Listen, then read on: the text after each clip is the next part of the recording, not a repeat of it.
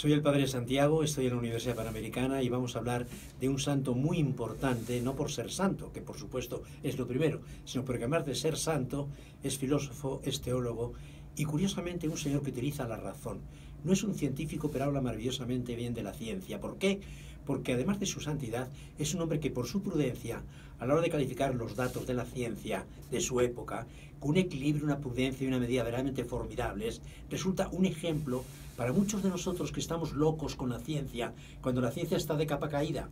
Entendámonos bien, la ciencia siempre es ciencia, pero la ciencia ya sabemos lo que dice Einstein, que si habla de la naturaleza, no es verdad. Y si es verdad, no habla de la naturaleza. Lo ha dicho Einstein para indicar que no es lo mismo un vaso de agua que traiga usted un H2O envasado. Es evidentemente esto. Hoy, desgraciadamente, sabemos que hay una serie de oráculos, así los llaman, de la ciencia. Les recomiendo el libro de Carl Giverson y de Mariano Artigas, de Ediciones Encuentro, Madrid, que por cierto fallecido Artigas con gran dolor mío porque era muy joven todavía y podía haber hecho cosas maravillosas, como nos ha dejado cosas estupendas. Pues bien, ¿qué pasa? La ciencia moderna ha nacido con un defecto de origen, su divorcio del ser, su divorcio del ente. La filosofía se reduce a ser críticos de la ciencia. Para Poincaré, las ciencias son convencionales y para eso también, para muchos de los actores modernos, eso es. ¿Qué les pasa? Pues que la ciencia nos dice el qué, pero no nos dice el por qué. Nos dice el cómo, pero no el fondo de la realidad.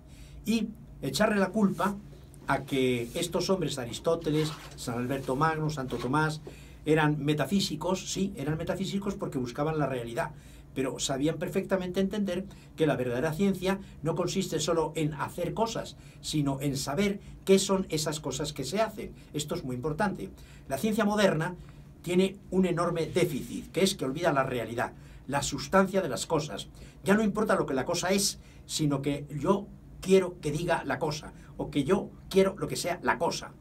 Dice el santo, algunos discurren, pero no alcanzan la verdad, sin llegar al mismo centro de la lectura, de lo que quieren decir, de lo que quieren entender, o de lo que están diciendo, entonces quedan con palabritas, pero no llegan a la realidad de las cosas. Para Santo Tomás, la manera de rectificar los posibles errores es acudiendo al ser, al ente. Por eso es muy prudente acerca de las teorías de su época, especialmente en los temas manifestados de campo de ciencia, en cuanto dice, si no estoy seguro, si la ciencia no me dice más que algunas cosas, bueno, vamos a dejarlo en hipótesis y vamos a ver si esas cosas pues son o no son reales, ¿no? Algunas, dice Santo Tomás, algunas dudas tienen su origen en un defecto de la sensación. No nos plantearíamos dudas acerca de ciertas cosas si las viéramos, no porque la ciencia consista en ver, sino porque a partir de la visión de las cosas, por medio de la experiencia, se alcanza el universal propio de la ciencia. Es de notar cómo Santo Tomás, seguro en el dogma y cierto en la metafísica, no concede crédito fácilmente a los hombres de ciencia, al revés de Kant, que no se fía de la naturaleza y se fía exclusivamente de la razón. Crédulo, claro, por eso realmente, científicamente, pues no dice prácticamente nada. No nos interesa en ese punto, aunque sea valorable y no hay que negarlo también en otras cosas, ¿no? Entonces, lo que es importante es que, por ejemplo, cuando Santo Tomás habla de la astronomía de su tiempo, como no tiene experiencia, con mucha prudencia, dice muchas de las explicaciones astronómicas no suficientemente confirmadas por la experiencia, conviene aceptarlas a título de hipótesis. Esto es, no significa en el santo reducir la física a probabilidad, sino muestra de la prudencia ante lo que no está suficientemente probado. Otra muestra de su prudencia científica nos la da Santo Tomás al tocar el tema del infinito. Advierte realísticamente que si el infinito matemático puede usarse en matemática, en cambio no lo puede utilizar en una realidad que no sea matemática, porque ahí no veo el infinito. Entonces me quedo con un ente de razón, que tiene un cierto grado de realidad. Si no es, puede ser en vano. Mejor dicho, si es, no puede ser en vano. La realidad no tiene por qué seguir a toda la operación de la inteligencia. Con un dejo de ironía, dice el santo, esto es muy divertido, porque nos hace ver cómo era Santo Tomás. A la inteligencia no siempre hay que hacerla caso, en el sentido de que todo lo que se aprende con el intelecto o con la imaginación sea verdadero. Si se aprende o si aprendo que una cosa es menor o mayor de lo que realmente es, no se sigue ninguna abundancia de efecto de ella, sino solo en la presión intelectual o imaginaria. Esto es tener sentido común, una maravilla de Santo Tomás.